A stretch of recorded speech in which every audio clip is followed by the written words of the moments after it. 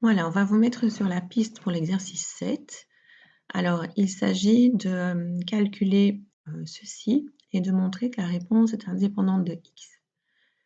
Donc ici, pour le premier exercice, nous avons 17 moins le cosinus carré de x moins le sinus carré de x est égal à, et on voudrait que notre réponse soit indépendante de x.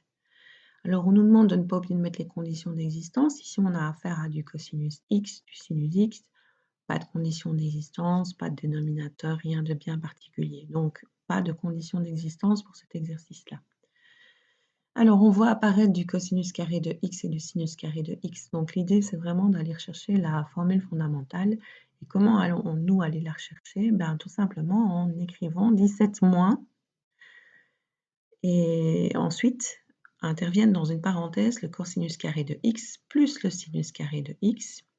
Voilà.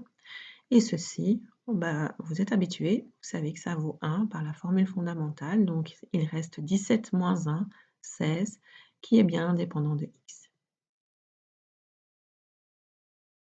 Alors on continue à vous mettre sur la piste avec un deuxième petit exercice, un tout petit peu plus compliqué. Il s'agit ici de voir que ce que vaut le sinus de x fois le cosinus de x fois la tangente de x plus la cotangente de x, entre parenthèses. Donc la tangente doit exister, la cotangente doit exister, donc tous les angles 0, 90, 180, 270, 360 et ainsi de suite sont exclus. Donc x est différent d'un certain nombre de quarts de tour, donc k fois 90 degrés, k appartenant à z. Et puis on y va. Donc on réécrit sinus x fois cosinus x fois, entre parenthèses, la tangente de x plus la cotangente de x. Ce qui nous paraît intéressant ici dès le départ, c'est de donner les définitions de tangente et cotangente en fonction de sinus et cosinus et voir ce qui se passe.